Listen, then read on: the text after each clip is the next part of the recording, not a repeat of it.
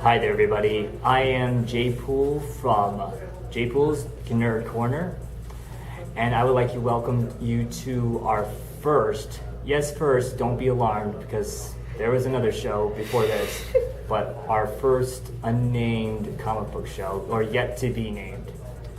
If you're wondering what a Gnerd is, it's a geek/nerd, so just put those together, just take the first letter out of geek and mix it with nerd, and that's what we have.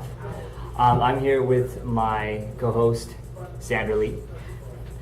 You might know me from such podcasts as Circuit 42. Exactly. All right, so on today's show, we are reviewing 2 comic books. One, a Marvel comic book, Ooh. and a DC comic book. Ooh. Oh, yes. Yes. This is technically DC. It's technically DC, technically Warner Brothers / Hanna-Barbera. So there you go. First, we're going to start off with a Marvel comic, which is Iron Fist, The Living Weapon, Part 4. Ooh. Yes, we've done, let's see, we've done 1, 2, I think we missed 3. And so, I don't think you read 3, which actually was really good. But yes, in Iron Fist, The Living Weapon, number 4, we get to see Iron Fist, he's in bed again with the reporter. After all that fiasco we've seen the first 3 And what's books. her name again? I think it was like Brenda or something like that. He forgot in the first one. Like Kelly or something. Somebody's name, but finally got her name. She's still in, when the comic book starts off, she's still in reporter mode. She's still trying to get his story, which is kind of funny because she's like half naked with just, any clothes barely on. So we see her in bed with him. Apparently that's how she does her stories. Yeah, well, everybody has their way and their method. And apparently hers is being a slut. Hey, that's slut shaming. Hey, when you're sleeping with the people you're interviewing. Okay, so to get on with the story. He's really trying to open up to her and decides to show her a few of his martial arts, and it's really interesting. One scene where he's literally doing a finger stand while holding her in the air with one leg, which is actually a pretty cool move, but freaks her out. I like to see Bruce Lee do that. Yeah, we can't because we can raise him back from the dead, but that's probably a bad idea. Yeah. He might try to eat brains. But no, we also get to see that Iron Fist might have mommy issues. These aren't my words; these are coming from the writer. And if you read his page, Kari Andrews, his Facebook page, yeah, he's like, Iron Fist has mommy issues, which is quite different for a Marvel character because most of them have daddy issues. You mean like Captain America? Oh yeah, or a more well-known character, Tony Stark. Oh dear. So we have Iron Fist having these strange visions of this rotting corpse of his mother just coming at him. It's not like she did something to him. It's more like he's haunted. Yeah, he's haunted by her. He saw her get torn apart by wolves, and he was supposed to turn away, but he looked back instead. Yeah, and for a little kid, that's traumatizing. Yeah, that's extremely traumatizing. So yeah, we get to see sort of the psychology of who he is and why he is the person he is today. That should be like included in a book, one of those pop psychologist books, like The Mind of Iron Fist. Yeah, and so he tries to push people away because he's afraid that he's going to hurt them, because it seems that everybody that gets close to him gets either hurt or killed. so he tries to push this reporter away, and she's not, she's having nothing to do with that. She wants to get the story and apparently make lots of love with him. Apparently, she's very... Well, hey, she wants to get the story done, so I admired her moxie. Yeah, well, I'll just say that the end of the comic gets really awkward and it's not PG. It doesn't... Hey, it says T+, so it's good for teens. It's beyond teen at the end of that comic. We don't even have to see what he's doing. Are you... Not exactly Marvel Max, but it's getting there. Yeah. So, like we said before, Corey Andrews draws this comic and he also writes it. So he's a twofer. He's a very good writer and artist. I enjoy his art. I've enjoyed this book so far. So before we get to the rating, I'd like to ask you, Sandra, what's your rating and what do you think of the comic? I give it, let me give out my 2 cents. I consider this like a breather, I was going to say episode, but even though we're not on TV, this is not TV, soon. Even though this is a breather issue, they're not going to get into like the silly stuff like most breather issues or breather episodes. It's just like the action slows down, so we can get inside his mind. We see a little bit like the interaction between Danny, which is Iron Fist's name, and Brenda. Like the little things, like how they interact, and stuff. And her personality, and how either she's crazy or she's extremely horny. Or she's really dedicated. She seems to be really dedicated. But one question I have in this one comic, and I have to ask Corey about this, because yes, I'm going to name drop, I know the guy.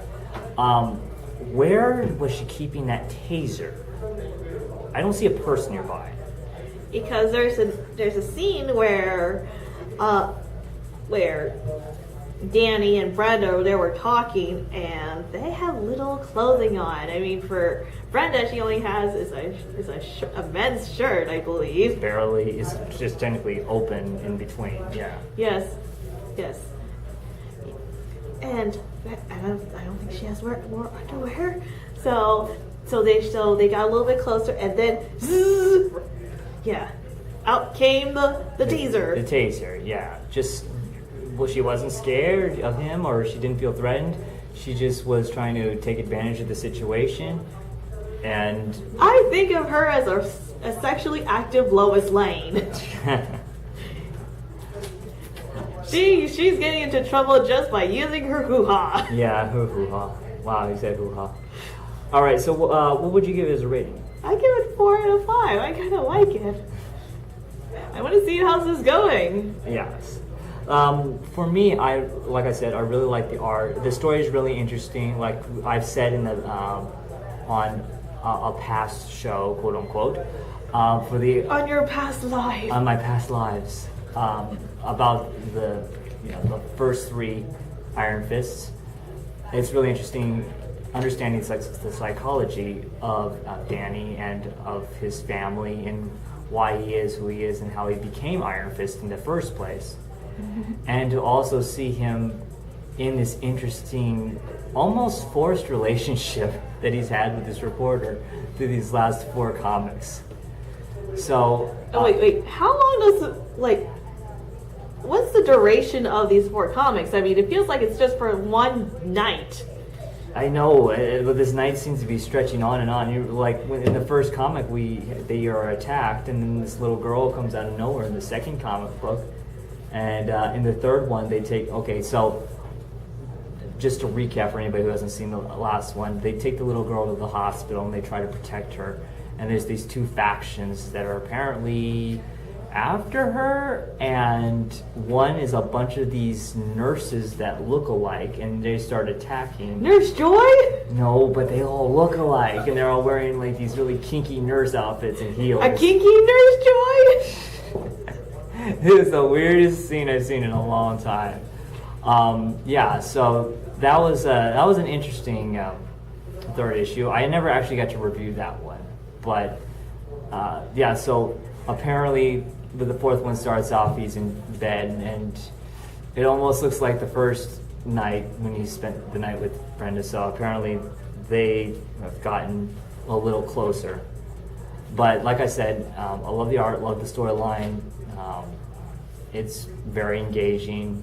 So you can't just get into the fourth one and know what's going on. I recommend you look for the first, second, and third one, because this is more of a continual storyline instead of just a standalone. So I give this 4 stars out of 5, and you definitely should pick it up. I recommend this fully. Also, technically my rating's a buy. And it is $3.99 at your local comic book store. So pick it up today before it's gone. Yeah. Let's go! All right, so on our second comic review for tonight, or today, depending on when you're watching this, we're dealing with a DC comic book called Scooby-Doo Team Up. Featuring Wonder Woman. Yes, Scooby-Doo. So you're wondering, wait a minute, Scooby-Doo? Why are you reviewing Scooby-Doo? Well, I think the Wonder Woman kind of caught your eye first. Yes. Right? Yeah. Because it reminds me of like the new Scooby-Doo movies from the 1970s, I believe. Yeah. Where it's just like Scooby-Doo and Donna, Scooby-Doo and Batman and Robin, Scooby-Doo and the Super Friends. Yeah. So we have Scooby-Doo's gang. This is issue number 5, so we're missing 4 other issues. So we're kind of starting off. We probably shouldn't start up in this area because we don't know exactly what's going on at the beginning. But it starts off with Velma and Daphne training as Amazons with Wonder Woman in the gang, in her gang of Amazonians. And they're having trouble because they're not Amazons themselves. They were never born warriors. So they don't have the advantage of having immortality or super strength. Yeah. So they're having some trouble learning, and then we get a scene where let's see, Shaggy and Scooby and Fred are sitting in the invisible plane, which during when we were reading this, I always had a problem with the way with the Super Friends about the invisible plane. The way they do the invisible plane here is you can see the person in the plane, you just can't really see the plane except for this like light white outline of the plane, which makes it kind of not that visible. But then again, you made a joke about the Rugrats. Yeah, there's an episode of the Rugrats where it's Lil is, instead of being the invisible girl, she's dotted line girl, and she got caught. It's like, what do you mean? I'm just a dotted line. And someone says, everyone can see a dotted line. Yeah, so when it comes to the invisible plane, it kind of defeats the purpose of being invisible if you can see the people that are inside the plane floating around in an invisible plane. So, so Shaggy and Fred are in the plane because there's a whole law on Aphrodite's law. Yeah. Is it Aphrodite? Yeah, it's Aphrodite's law saying that no man can set foot on the grounds of Paradise Island. Yeah, exactly. Yeah. So, which is why Shaggy and Fred, they only have their feet on the air instead. Yeah, or on the plane technically. Yeah. So, all of a sudden, mythical creatures abound, start attacking Daphne and Velma. Mm-hmm. And so they're running around trying to escape everything from Minotaurs to Hydras to Cyclopses. We made a joke of, I saw a Hydra and said, "Hey Hydra!" It's like, wrong comic book universe. Oh yeah. Yeah, that's Marvel. But so we have these characters running around trying to survive, and well, I really don't want to spoil it, but there's something that happens at the end that, like, I wouldn't say is a cheat, but it leads into the rule of no man can step foot on Themyscira.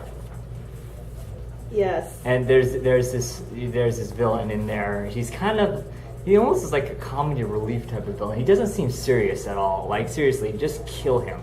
Like a villain from the Bronze Age, where it's just a throwaway villain. It's like, we won't see him again. Just throw him in jail. We'll never see the likes of him again. Yeah.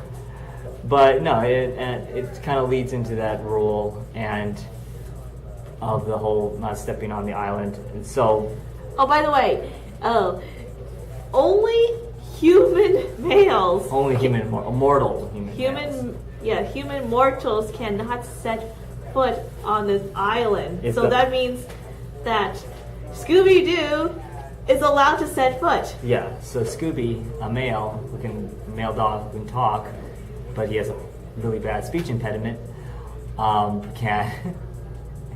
You know, the question I would be asking, wait a minute, even though I'm Wonder Woman, I'm wondering, how is the dog actually talking? That'd be my question. But then again, I live in a different type of reality. Let's see. This book was written by Shelly Fish? I almost said Shelly.